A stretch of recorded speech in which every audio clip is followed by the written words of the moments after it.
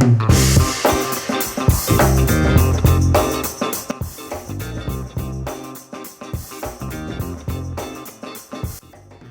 to Season 6 of Business Mentorship, Keeping It Real, where we introduce corporate leaders who have taken the leap to business owner and introduce their great idea in our guest blog, found on shareyourstories.online.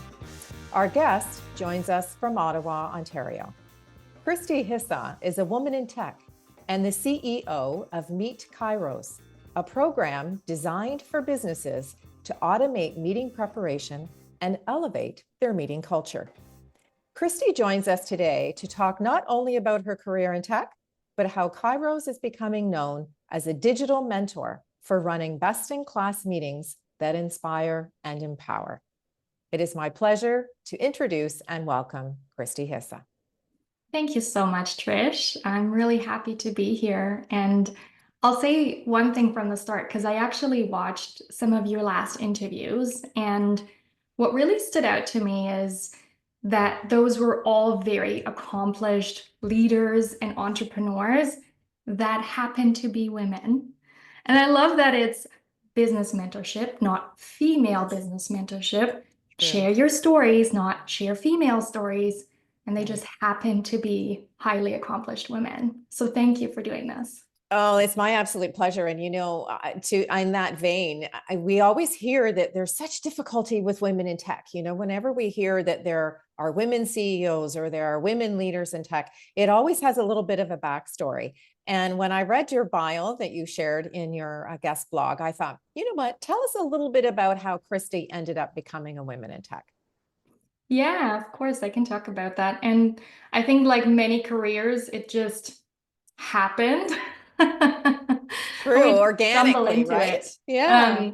I will say, as much as I always very specifically pursue goals, I've never pursued titles or roles like that. It really is leaning into what's exciting, what's something where I can see being challenged in a way where, gosh, I'm going to be uncomfortable, but in a way that's exciting and fun. And I think that was starting as an early employee at the last startup that I was with. And it was quite the journey. And just going through, I think if you had asked me from the first day where I started there, how long I would stay, I'd have no idea. But I think that's the beauty of it, just really looking at every challenge in front of us versus having this 5-year plan of being X and Y. Right. Yeah, I mean, that's very true, especially in today's economy where things are changing at lightning speed, right? I mean, we have to be so flexible and adaptable to not only economic times, but to our customers, that sometimes those 1, 3, or 5-year plans kind of go out the window pretty quickly, right? That's right. Yeah. Now, you mentioned that you've been involved in some startups. Now, Kairos is also a startup. So give us some insight into how this particular platform was developed and how you're actually helping businesses kind of manage time and teams really in tandem. Of course. Yeah, it's interesting because going through growth stages and the last startup that I was with, one of the things that really bothered me as we were growing and just taking on the world, really, there was so much to do and so little time. And we would spend it in meetings where people would ask, why are we here? Or one of my former coworkers and really good friends, if it wasn't clear 3 or 5 minutes into the meeting, she would just stop the meeting and say, what are we trying to accomplish here? And I love that because, especially in a startup culture, maybe we're a little bit more direct because we've built these relationships around something that we're building collectively, and that was perfectly acceptable. But that was really something that stuck with me after we sold the business and moving forward. Like, it was a problem that was so near and dear to my heart that my team gave me Kristy the Meeting Machine mug for Christmas one year. So I think ultimately that's exactly the vision of Kairos, is solving this big, hairy problem that organizations everywhere have. And it's not just a waste of time and resources. It's frustrating because we all work so hard, and it's just not fair to waste time, especially now when we work across time zones or these globally remote organizations, where I talk to leaders who are like, I don't like ineffective meetings, but I don't like ineffective meetings at 10 p.m. my time. Like, why am I on Right. this, right? Like, I Right. think it's people have now come around to the status quo needs to change, and technology is at a point where we can do so much more than just recording a meeting and sharing notes. That's so true. Now you use AI, a platform that, helps people to manage their time. And one of the things that you say in the guest blog is you can get somebody to get a meeting started within 2 minutes. And I read that and I thought, wow, that's a pretty bold statement. So how does it work? I mean, how can I manage my time and the time of the people that I'm meeting with and be up and running in 2 minutes flat? Yeah, it's kind of funny because through a lot of interviews, we realized nobody wakes up on a Friday morning and says, I want to run 5 hours of unnecessary meetings. That'll show him, right? Nobody wants to be that person. Sure. And yet it happens every single day. Right. So we really wanted to crack down on what is it that's stopping people from running better meetings and making better decisions. And we do actually have a partnership with the world's leading meeting researcher. So one thing, being very data driven and forward, is I don't want to make this about, here's my philosophy on meetings. I have these opinions, but we actually know, based on decades of scientific research, what makes a meeting successful and effective. So we're bottling up all of that into cutting edge technology like AI, so that it's literally integrated into where you already are, like your Outlook. And all you need to do is answer one question, which is, what are you trying to get out of this meeting? And based on that, interacting with natural language, it just pulls all the research that we know with the context that it has on you and your organization to automatically make that meeting a success for you and help you facilitate it. That's a really profound thing as we start a new year and we look at, time management. That used to be way back in the day, a kind of a buzzword.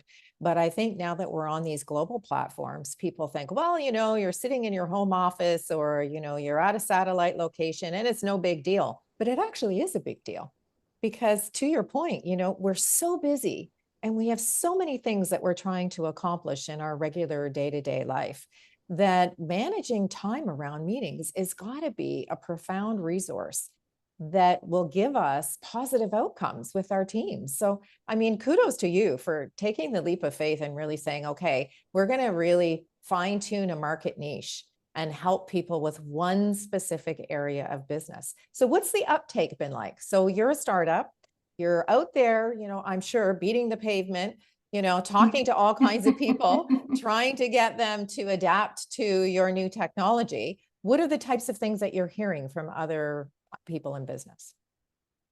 Yeah, it's quite interesting. I think there's so much to learn from the entire ecosystem. Mhm. I think there's one thing that I've learned is, don't ask people for feedback. Be very specific in what you're looking for. So I think there's a lot of startups that are sitting in a design partner phase for almost years, where they give out the software for free and just get feedback that way, but never actually convert paying customers. And I think starting to go to market early on and asking for money right away is something that feels uncomfortable, but also reiterates the value that you're delivering. So really making sure that you're not just asking for feedback because, and nobody means giving bad feedback or anything like that. It really just, if you ask people for feedback, you will get feedback. If you Sure. ask for money, the feedback that you get will be a lot more specific in terms of what is it worth paying for. Well, I also think it adds credibility to your belief system in the product or service that you're providing, right? I mean, everyone does test markets. I mean, for sure, that's part of building a brand and making sure that when you get out of the gate, you're providing a product and service that's actually going to deliver what you say it delivers. But to your point, once you're over that hurdle and you've done the test market and you're ready to actually go out to your end user, asking for money should not be something that we shy away from. And I think you're absolutely right. There are lots of startups who have great ideas, but they're afraid to actually put their toe in the water and say, I have this really great idea, and this is how much it costs. They're almost embarrassed to ask for the money part of the development stage. So I really love your concept, because I think that, true to the point, you've done your research, you know that it works, and now it's time to go to market with paying customers. And that's not to say that the feedback that you get, you won't tweak the product here and there as it needs to, but you're out of the gate with something that provides value. That's right. And it really just helps understand who is really trying to solve this problem, because every organization has a meeting problem. Not everybody is ready to take action against it. Right. That's so true. So who's your ideal customer? Because I mean, most folks start out as a solopreneur. You know, they do sort of collaborate with other like-minded individuals, but they're not necessarily on payroll. So, you know, they have a number of people that they bring into the fold that may be in an advisory capacity, but they're not necessarily paid employees. So who would be your ideal customer? Who is the person that you feel fits the sweet spot for your technology? Intentional leaders.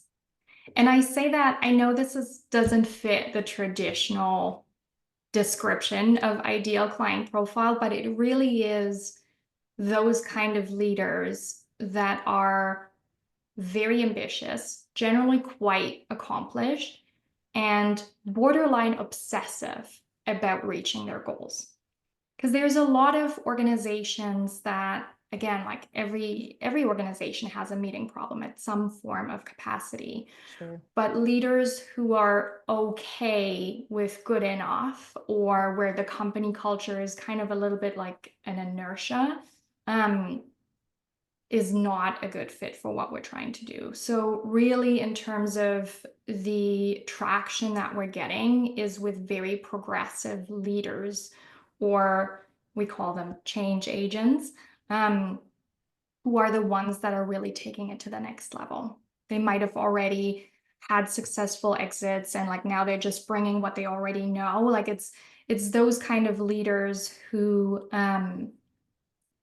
really just blow through walls, and wasting time and resources is not acceptable.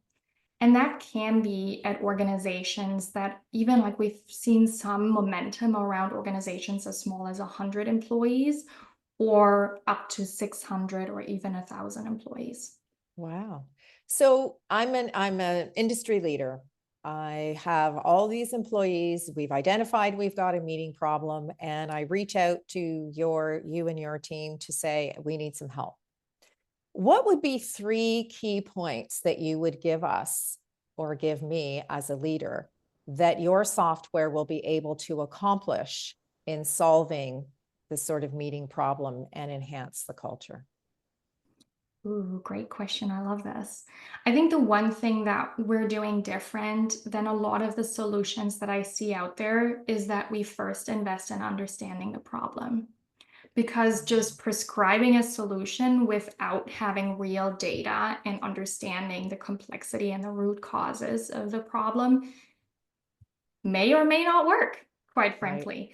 So we start there. And again, this is where our academic partnership has been quite insightful, because we can pull from templates of, okay, these are the KPIs. This is what we need to look for. The common categories of meeting problems fall into these 4 or 5 things that typically happen. And then we can walk through how we can solve them. And that's a really unique approach as well, because as you say, I mean, you have a solution, but you're not necessarily expecting that for each problem, it's the same solution. That's right. And I think that is what really excites me about AI as well, because it's very dynamic and it learns from us as well. So understanding that meeting cultures aren't just good or bad, they can be different in different ways. And oftentimes that's also influenced by different management methodologies like the EOS system or organizational physics or whatever people are using in their organizations. So having that layer of flexibility that we can work with organizations to improve, not entirely change their culture. And that's a credit to you and your team, because you're not expecting to go in and totally turn the place upside down and inside out. All you're trying to do is take the successes that they've already built and make them better.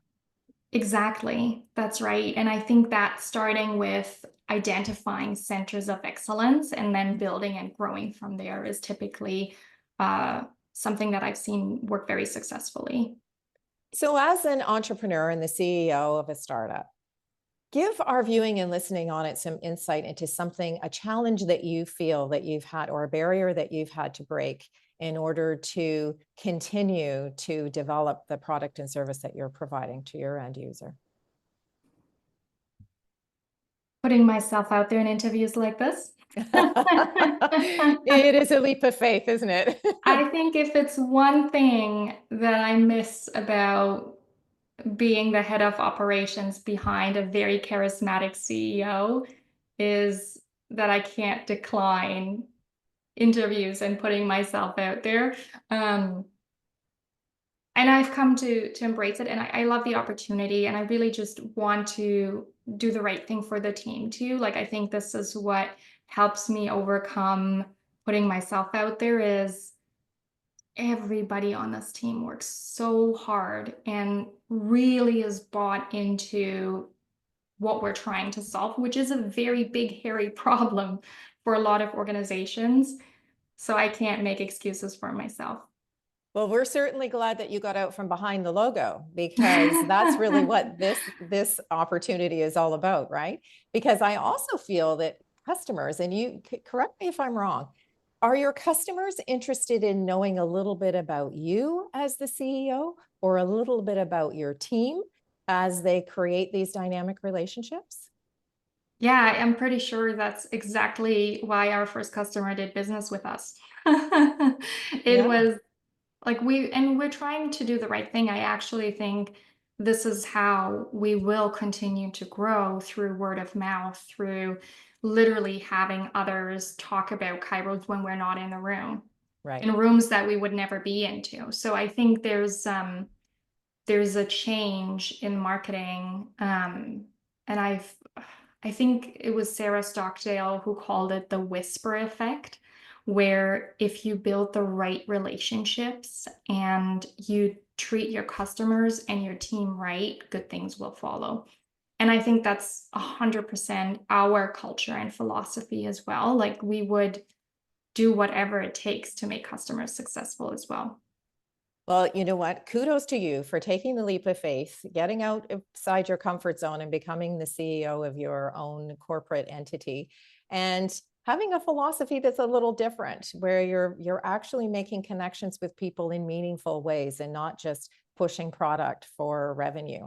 So kudos to you, Kristy. I think you're taking a really different approach. And I'm sure our viewing and listening audience, what you're saying is going to resonate with the folks that you're trying to connect with. Thank you.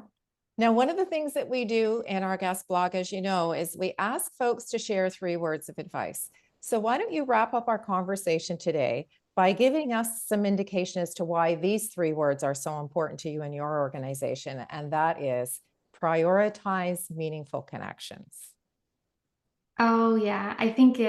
I wouldn't be here without the people that have surrounded myself, like personally and professionally. And I say that not to undermine anything that I have achieved, but really because there were people that believed in me and what I could achieve if I just had the opportunity to, and they were dead set on giving me that opportunity. And I think that's true for leaders, for mentors, for bosses, for coworkers, I think literally, I'm so grateful for the network that I have, and the village that it takes to make a startup successful is definitely much appreciated. So I think really my advice is to surround yourself with the right people. And sometimes that happens organically through whatever roles you're taking on in organizations. And sometimes, like one of the most recent connections that I've had, like go way back to a conference that we both attended in 2017. And we didn't talk for 6 years. And then we just reached out and reconnected on LinkedIn. It was a pretty cool first networking call, but we had so much in common ever since. Like our careers were just quite similar. So we've become very, very close through like the entrepreneurship journey. And I think that's invaluable. And I mean, secondary, that's what makes all of this worth it and fun. That's so true. That's so true. Well, I really want to thank you for joining us today, because you've not only given us an introduction into Kairos and what you and your team are accomplishing, but you gave us some pretty interesting tips about being an entrepreneur and taking that journey and getting out of your comfort zone. So we'll definitely keep in touch. We'll keep track of each other, and we'll reconnect at some time, and you can give us an update on all of the success that you and your team will most certainly accomplish at Kairos. Hey, I'd love to anytime. Thank you so much. My pleasure. And to you, our viewing and listening audience, I'd like to thank you for joining us today for this edition of Keeping It Real, introducing you to the person behind the logo. If you'd like to connect with our guest, you'll find Kristy's contact information in the description portion below. I'm Trish Tonai, author, artist, and the founder and host for the series, and we invite you to share your business story. Just visit our website at shareyourstories.online and subscribe to our channel, Business Mentorship, Keeping It Real. Thanks for tuning in, and we look forward to meeting you next time when we share another great idea.